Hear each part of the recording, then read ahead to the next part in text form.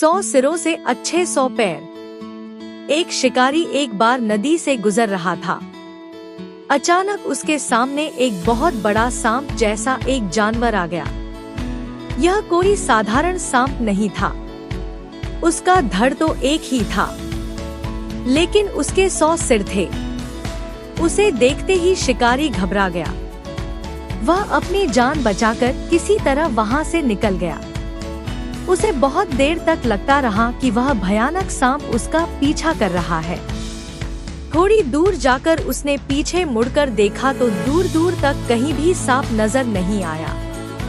असल में सांप के 100 सिर इतने भारी थे कि वह अपनी जगह से आगे भी नहीं बढ़ पाता था, केवल अपने आकार से सबको डराता था।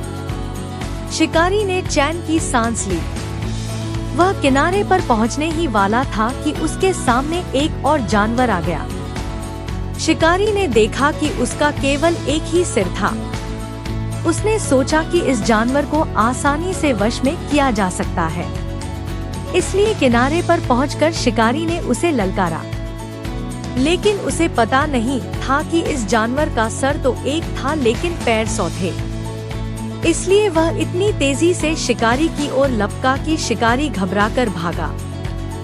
सौभाग्य से वहां एक ऊंचा पेड़ था। उस पर चढ़कर शिकारी ने अपनी जान बचाई।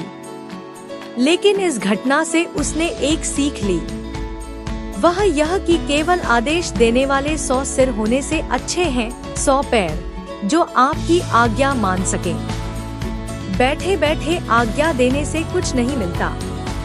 इसका अर्थ यह है कि यदि कुछ पाना है तो अपने पैरों में 100 पैरों की स्फूर्ति लानी जरूरी है।